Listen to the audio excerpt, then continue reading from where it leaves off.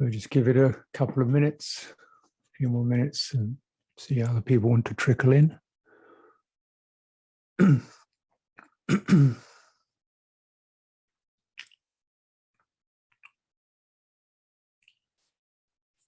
these time boundaries not too tight. I'm a great believer in liberating the time boundary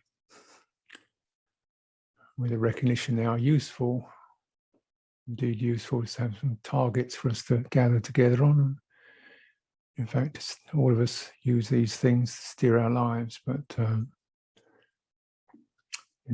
let's be human and not clocks. Living in community, often, get that sense generally I tend to be on the early side of things. So that means generally you're waiting for a bit and you get irritated, or you can just stop getting irritated and wait. Getting irritated doesn't make any difference for everybody else, but it makes a difference to yourself. So you think, just breathing in, breathing out, standing, sitting. People operate in the way they do.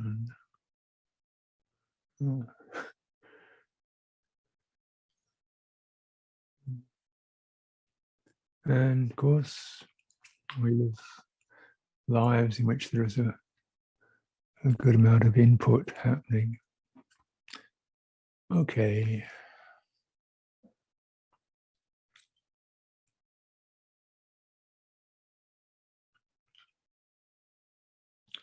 So, good morning, everyone. The time has been passing usefully, and you're learning a few things, seeing a few things, enjoying a few things, making peace with a few things. I'm trying to integrate, of course, the big ongoing, topic is how do we integrate some of the meditation experiences, some of the in-depth experiences into our daily lives. How do we open to the sense fields, of which the most provocative is the mind field. The mind field is a minefield of very explosive stuff, urgent stuff, busy stuff, can't do stuff. Everybody wants me to. I have to. I can't. I never. I always. They always. I always. It needs. All these ways in which this kind of sense of pressure is given a subject. It needs, or they need, or they want, or they expect, or everybody asks, or I'm always. Who is this person who's bothering me? Who are they? And so perhaps with some meditation, we might begin to get an insight into that agency. To say it's mine isn't quite correct, but it's intimate.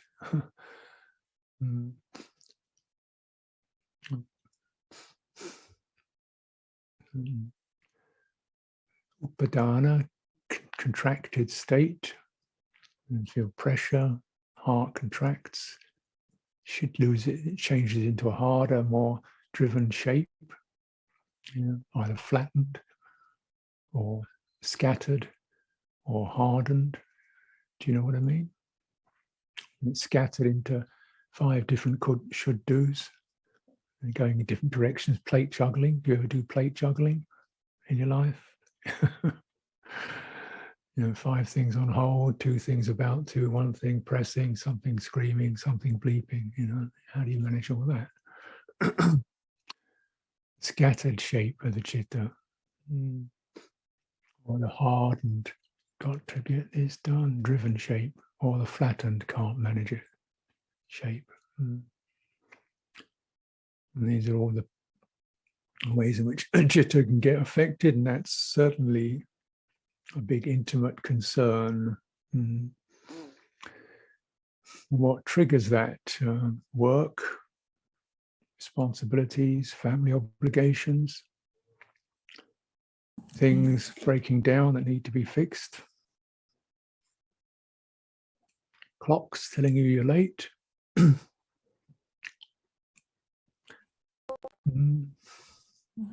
Calendars, what triggers all that? These signs. Okay, do you get what I mean by signs? They're translated into particular. So we hear a voice, we get some words, we get an exclamation mark, we see a clock, we hear a buzzer bell. That's just a thing, isn't it? In the outside world, and yet internally it turns into a sign, a defining mark, like which may be obligation, pressure, this sense of something pressing. You can feel it pressing, pushing. And then becoming not that easy a word. What does that mean? It means we're shaped in terms of what that pressure has created. Become a driven person, or a burdened person, or a scattered person, or a redundant person. And becoming is when that shape becomes an identity. And then that identity, the citta settles into that identity. So even when the immediate pressure is gone, that identity remains. So even when the buzzer is switched off or the thing has been done, there's a certain retaining of that impression of. So we easily become more sensitive to anything that can remind us of that. So even meditation could be another got to. And another, oh, it's this time of day I've got to, and get to this experience that I'm supposed to have, I'm trying to have, got to. The same sort of shape occurs, right? Citta is, because that becomes a fixed identity, and this is very much a topic for people in what we call the working world. I mean, I work. You mean put forth effort? What does work mean? What's the difference between work and play? What's the difference between work and doing physical exercise? Is that work? What's the difference between work and playing with your children? Does that definitely requires effort and intelligence and care? What's the difference? Probably less obligation, less expectation of finished result, end product, less crucial time boundaries. You can see how these qualities, obligation, expectation, time boundaries, kind of create a frame with which the citta gets compressed. And of course, in the salaried work, we call it that, I mean, producing commodities or being paid for our services, then those boundaries are held with some clear intensity, because the economy is at stake. And we know that tends to trump every other concern in our work-driven society.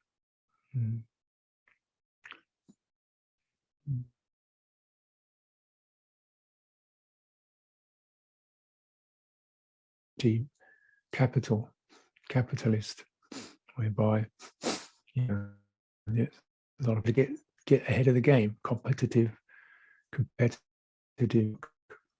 companies competing against each other, trying to win the market. and we involve getting back to operation as human beings.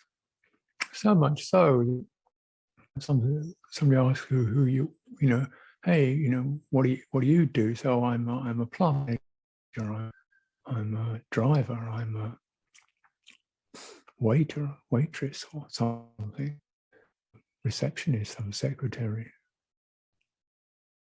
I'm a human being. I practice the loving kindness. That's what.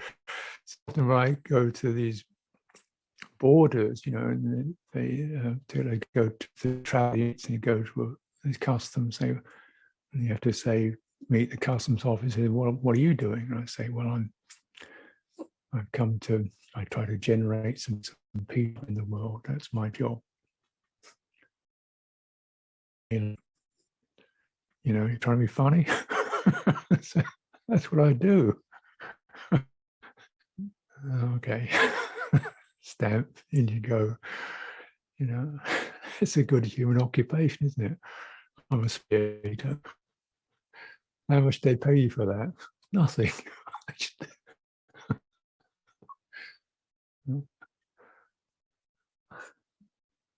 And so this is the direct economy. No obligation, no expectation, just offering, sharing. And it's very wonderful to live like that. But for many people, of course, that's not the case. And so how do you deal with that? Right, livelihood's a big topic, isn't it? And certainly, you know, it was as a Buddhist monk, you could say I'm pretty busy in my particular area. You know, obviously I teach, I'm also write, I also support the community however I can. And this is since I resigned. Since I gave up being abbot, I think, what makes me so busy? Well, I do. And I check in with that because it's good, because nobody really, I don't have to do it very much at all, technically. What drives me to do that? Well, I feel a sense of service is important, purpose is important, responsibility is important, sharing is important. That's important for me. If I can, if they don't, nobody, you know, if I respond to invitations, I don't go out on the street preaching, but if people ask me, I think I've got some energy for that.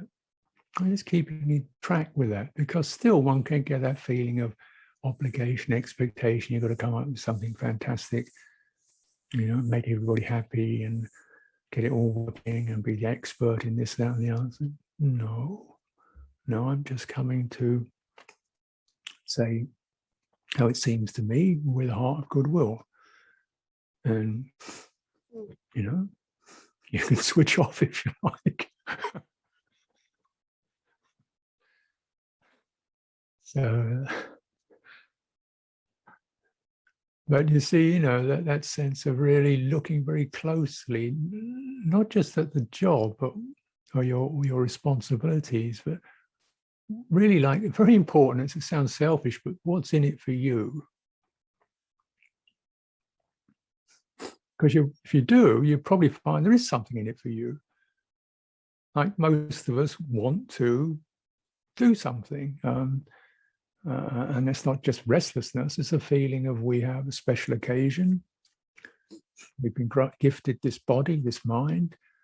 The Buddha was pretty busy, some respect. You know, look at all the stuff they've recorded of his teachings. He wasn't hanging around, you know, he was fairly active, engaged. And what do you want to do? You know, it's a sense of you want to, in doing something, because you've been gifted this, and there's some potentials here. And can that doing be like something you're doing it to support your livelihood, your family, your shelter, And also perhaps you're doing something, you think, this is a nice thing to be able to bring into the world for other people. So for my welfare, for others' welfare, this is the way one should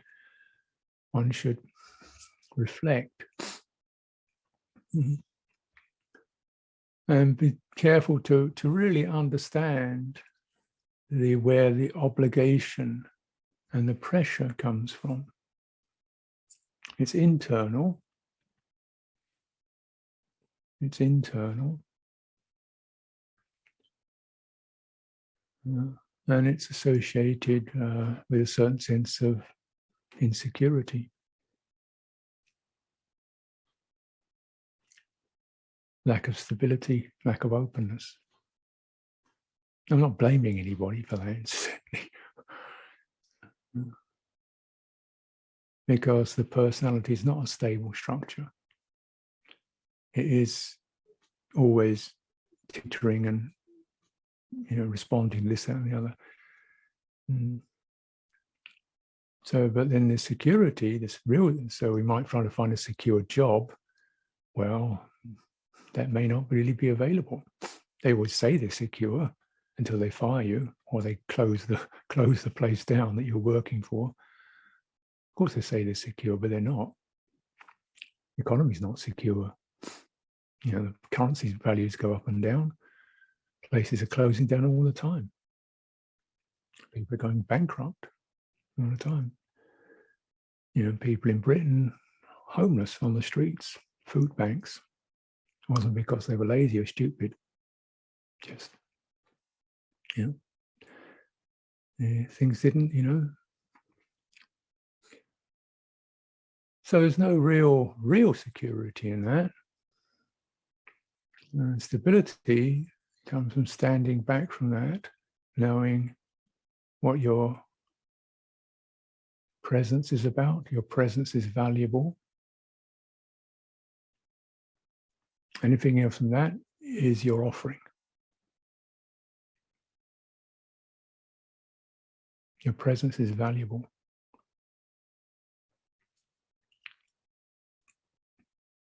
Why is it valuable? Because presence itself has a remarkable stability that has effects on other people. Your stability calms and generates space. So less agitation and anxiety and fear and I've got to make it as good as it can for you, less of that's going on, the more we can enjoy that sense of openness with each other. That's valuable. Your presence is valuable. What you do is as long as you stay connected to that presence, it's playful, it's interesting, it's fun, it's inquiring.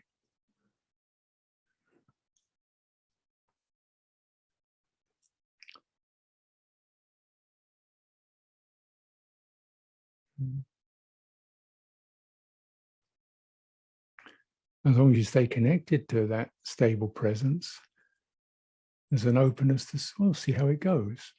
We'll do as best or as much in accordance with where the energy goes and where we can work things out.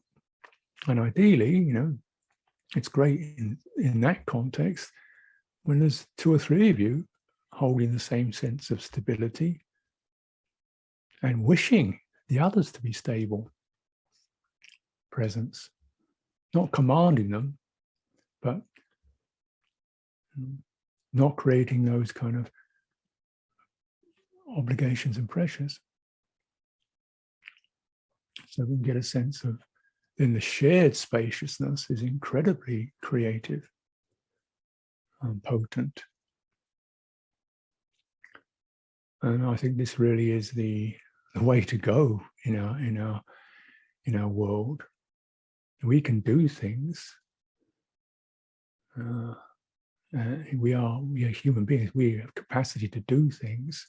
We have capacity to look after each other. We have capacity to get our physical needs met.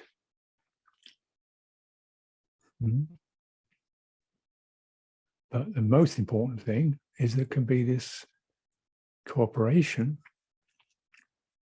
and based upon open stability.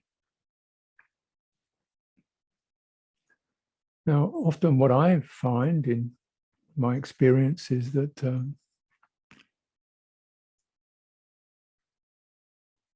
good intentioned people, very good intentioned people with gifts, set up very high standards of what can occur. It's a reflex, probably to do with conditioning in the workaday world. So, you know, in working together can be that experience of, you know, really trying to get a really, really good job done.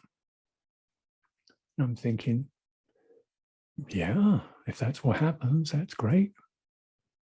Whatever that means. And they'll be looking much more at the external results, you know, things are happening on time, things are organized well, all sorts of stuff is being created, and you know, and we're meeting, you know, and that I'm thinking, actually, yeah, that's good. If it comes through this open stability, yeah, that's excellent. That's wonderful. But if we're actually starting to create a pressurized situation where people are working incredible hours to produce magnificent results, and we've lost some of that light playfulness, that openness, that don't know, could go this way, could go, if we lost that, haven't we overshot the mark, overshot the target? And where do these obligations come from?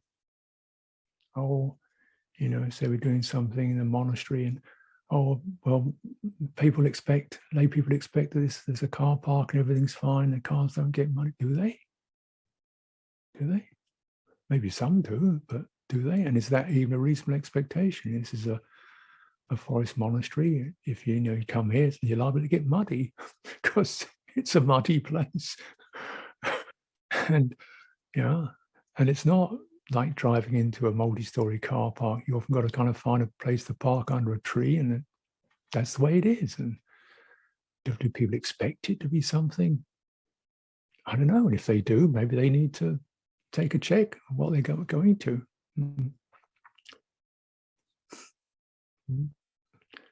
But you can get that feeling, oh, people will be unhappy because, you know, the ground is muddy, or, you know, they get their cars or get stuck in the mud.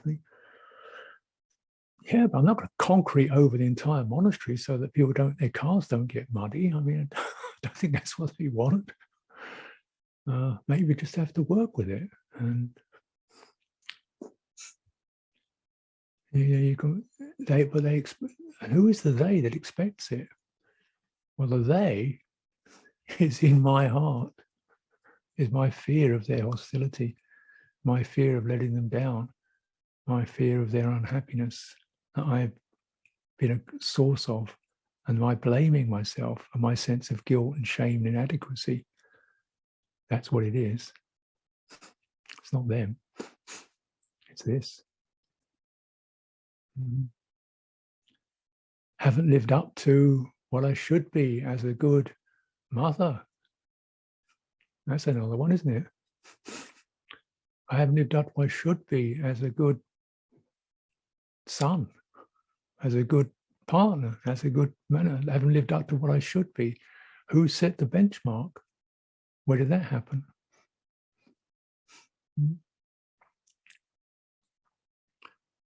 And so we can get so concerned at this inner guilt and shame, and that we convert it into they want, or I'm not enough. I'm not as good as I should be.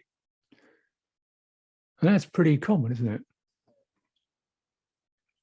Who says, who put the mark there? Yeah, maybe somebody else was able to do that. Good for her, good for him. But they probably fell short on a few other topics. Yeah, they were a fantastic, whatever it was, athlete or business person, but they were terrible to live with, frantic, obsessive, uptight. Oh yeah, she was wonderful looking after people, but she's a complete wreck. Compassion fatigue, burn herself out. So if you've got a blanket that's 1 meter long and you've got a 6-foot body, you're either to get the feet are going to be cold or the head's going to be cold. So sometimes it's like we're trying to cover a 6-foot body with a 3-foot blanket. And maybe the best thing to do is to just just learn to warm your own body. So warming your own heart rather than warming it through getting things right, rather than warming your heart through doing the really great job, because actually you find it probably doesn't warm your heart very much when you get all the things right. You've probably stressed yourself and you're worrying about how it could be better than it was, and the minor mistake that you did make, and the way that didn't quite work out, and how to plan for the next thing, and how to plan for tomorrow, where you'll do better. Probably going like that, because that's the shape your chitta has taken. When it's in that shape, in that becoming obligation state, it then projects that into the next scenario. So we see our lives going along a track of one obligation to the next, in which we never quite succeeded. We're supporting an ongoing failure. Yeah, I was great as a manager when meditation's falling apart. I was a good brother or sister. I supported them, but I was basically, my precepts were going very rocky at the end of the day because I had to go and have a drink with them or something to keep them company. So, where did the obligation come from? I mustn't let them down. I mustn't let them down.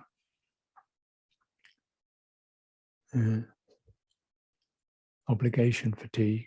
I mustn't let other people down. Can you contemplate that? That energy, that feeling, that's a sankhara, formative process. Who's letting who down? The other person isn't getting what they want, maybe. Maybe, we don't even know that. And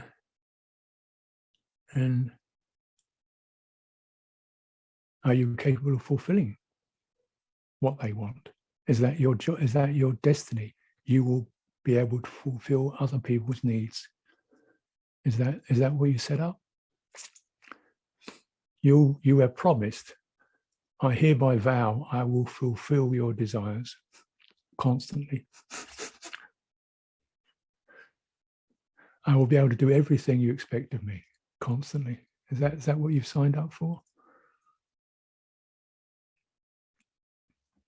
And is that a skillful relationship where you don't start feeling pressurized and why does she always want me to do this and I've got so much work to do to keep up with her? Or is it just, this is I stand on my stability, I open, bring forth goodwill, and we'll see what happens. That's great. The benchmark is right here rather than out there. You are in control of it. And the benchmark is not a fixed thing. It's based upon stability, openness, allowing energy to move. Remember a friend of mine, and she was looking after her aged father. She's very concerned for her aging father who was in decline, and she was trying to make sure the medication was right. and maybe getting the medications correct and everything, the right times, the right place, get it all correct. And then she wasn't certain whether she'd actually made every medication exactly right, or in any way, the father, as they do, passed away. And so she had this thought, I don't know, maybe I could have done better.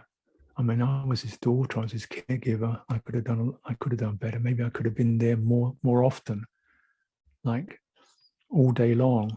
Maybe I could have been there all the time to make sure he was okay. And he passed away, when she was sitting feeling like this, and she was thinking about her father. And then she heard her father's voice in her head saying, Jill, I don't expect you to be perfect, I don't expect you to be perfect.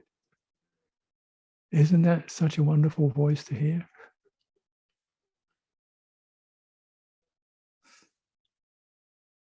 Who expects you to be perfect? You do.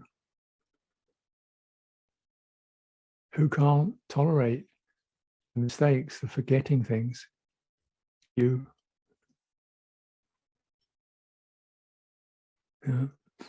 This is ill will.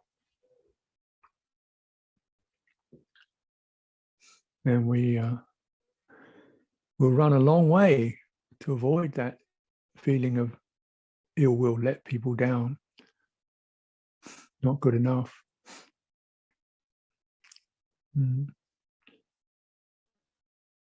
Without, to the point where we actually get so intense trying to get it all right that we do start to make mistakes and get clumsy and lose our temper and feel exhausted. So this, you've got to keep reviewing that in your life. What happens if it all goes wrong? What happens if it all goes wrong?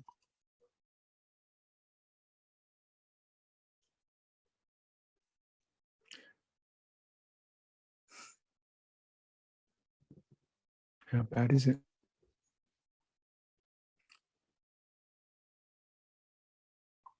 Because it does. Sometimes you're driving somewhere, you really want to get there by 11 o'clock and then get a flat tire. Or there's a traffic jam, or any one of a number of other things. And the imagination is, everybody's going to be angry, annoyed, confused, disappointed, let down, things aren't going to work because I couldn't get there on time. You turn up half an hour late and say, oh yeah, flat tire. Oh, really? That's tough. You get an expression of sympathy and compassion rather than anger and irritation. Oh yeah, you didn't get here, but never mind. Janice stood in for you instead. No problem. You spent that time. Or I don't want to put, the other one is I don't want to, I've got an engagement. Don't want to impose upon you. I don't want to take your time. This is another form of ill will. And see, that's why this cultivation of goodwill is to go very deep into exploring some of these places where you feel constricted, pressurized.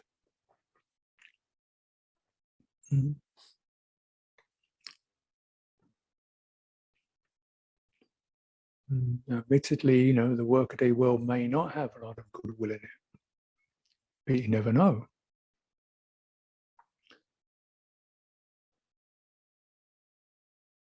You never know. But the important thing is that you don't bring the ill will into your own system, particularly when the work model becomes also the way you model your meditation, your personal relationships. Are you good enough for this person? Are you doing enough for this person? He's upset, therefore it's your fault. That shouldn't happen. Your kids are a bit crazy, it's your fault. That sense, the blaming, and so much of it coming back on oneself. Now you're returning to that reflectively.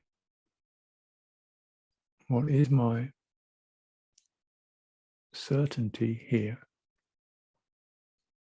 What is the certainty that I can possibly commit to? I will maintain a stability that is open. I'm not saying, I'm going to close everything down, so nobody need bother me. I don't have to do anything. I'm completely isolated, rock solid, on my own. No, that's not responsible. That's not where we're at. That's not the nature of this realm. I'm open to whatever anybody wants, any time of day. Doesn't matter to me. You can be grumpy as hell. I don't mind. I'm open to all that. No, that's not right. You're stable and you're open, letting your awareness open with a gesture of goodwill, sense of non-ill will. At least look at it like that. Non-mistrust, non-ill will. It's open, it's quite gentle quality. Somebody's unhappy, reverse experience is one end of compassion. Doesn't mean you're going to make them happy, but you receive that compassion. And then from there, maybe there's something you can do. Or maybe just being present in a compassionate mode is the remedy. The other person receives your presence, your listening, your openness, your non-reaction, your non-judgment. Oh, thanks so much just for hearing that. I didn't do anything. You did. You maintained stability and openness. And that other person's citta could pick up that sign. It's surprising that, you think that, reading other people's minds is such a remote possibility. I don't think it is. I mean, you can't read their thoughts necessarily, but you can pick up their moods, or you can pick up what's happening, and you pick up the presence of somebody who's stable and open. And it helps. This is our gift to each other. And so, okay, this is a situation, it looks a bit crazy. I don't know what we're going to do about this. We'll just see how we can do it and what comes out of it. Do the best, what energies we're capable of. So then you're kind of active, but you haven't got this busyness. Busyness is a pressurized sense. Activity, Dhamma activity is a light playing with the potentials, teasing them out, seeing which way they're going to go. Recognize it can be a much of it's going to be a mistake, because that's the way you learn. No, try that. Nope, not that one. Okay, how about it? Yeah, that's about it. Whoops, no. That's the norm. So it's the negotiation with what's going on. If you get those skills in your daily life, then that's more or less what you do when you meditate. The two then integrate. You don't find exactly the right system. You don't find, the system's going to work for you constantly every day. But you do perhaps find enough savvy and know-how to say, well, yeah, that may be what happens for him or her. Great for them. Maybe they get into this lovely, refined meditation states or feeling joy and happiness. I'm just going to come into presence, work with attention, obligation, self-referencing. I am this, I should be that. I'm not as good as, I could be that, I ought to be that by now. Just work with the self-referencing. And using just the system of your body's telling you whether you're getting tense or uptight or drifting off. And then you can do a lot of really useful stuff just staying in that place where you're undoing the self-referencing and understanding it. Because then when you understand it, yeah, that feeling of, come on, no, you're not as, come on, let's get it going. You understand it, then you can, you see the sign of it, then you can recognize when it's occurring in your daily life. The same thing, there it is again. And as you begin to see through it in meditation, you begin to unplug it in your daily life. And it's really beautiful.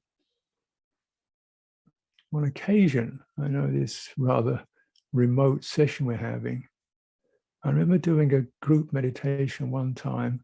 I just get people to sort of sit together in twos and threes, and each individual was recognizing, what do you really want? I want to find my own stable presence. Okay. Now, when you see the other person, would you like that for them? Yeah. I'd like them to find their own stable, open presence. Do you want anything more? No. Okay. Now, when you sit together, just imagine the other person says, whatever you want to be, that's fine. I want you to be your own stable presence, what works for you. Just giving each other permission to not be obliged to come up with something cheerful, helpful, to not help me, to not, not be nice to me, to not look good for me. I don't want anything out of you.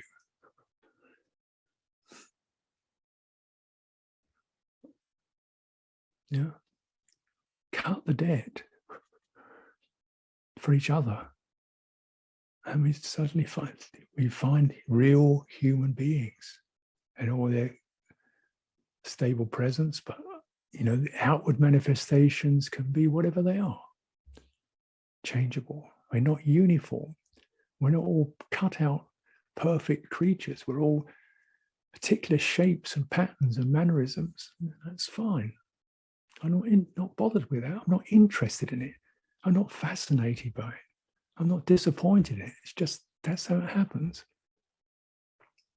Giving each other permission for that stable presence. And this is the beauty of group meditations. So something I would very much encourage when this particular session ends, whenever it's possible. This is kind of what retreat centers are for, little gatherings. Just the support of Kalyanamita, spiritual friendship, of people who just want to offer each other and recommend the gift of presence and let the rest of it move and shift as it will. If we do that for each other, we've begun to unplug one of the most fundamental triggers for our sense of obligation and even misunderstood ill will.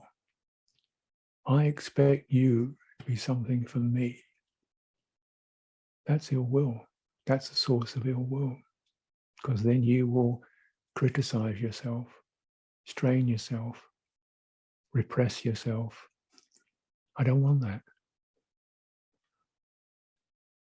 You will commit acts of ill will towards yourself if you follow that message that you have to be something for me. I don't want that.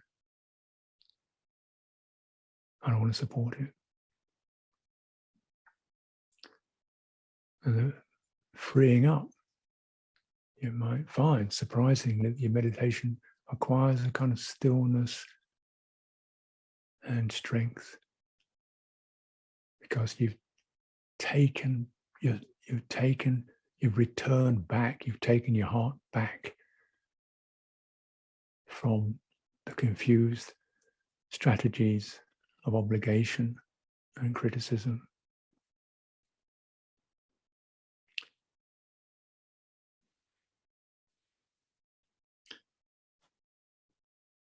So let's take some time for direct practice.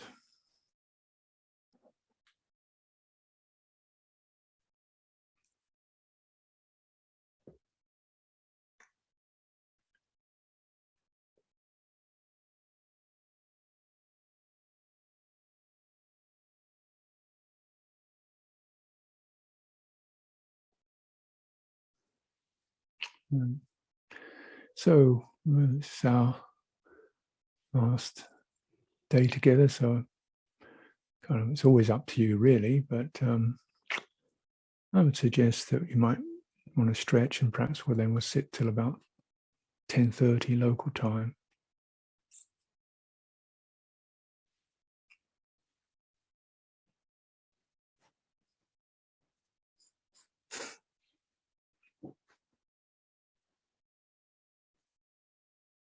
Contemplating these currents in the heart, the expectations of work and the daily round and what that brings up.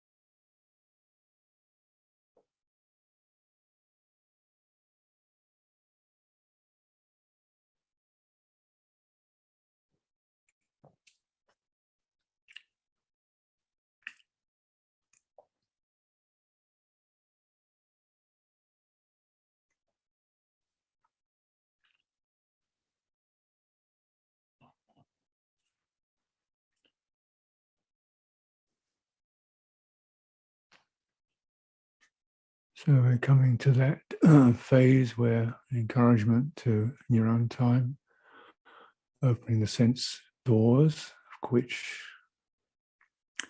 most potent, of course, is the mind door.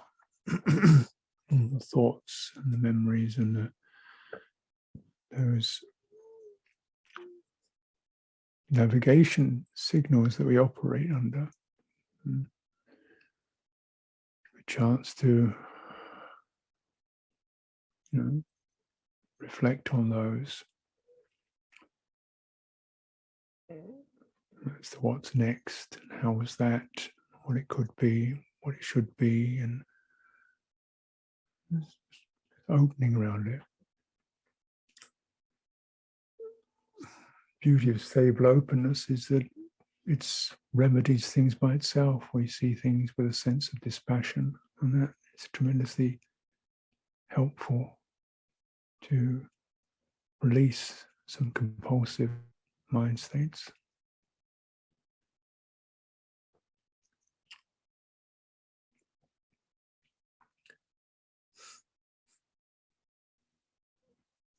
So I'll take leave to let you explore your own space privately, and we can meet again in 3 hours' time.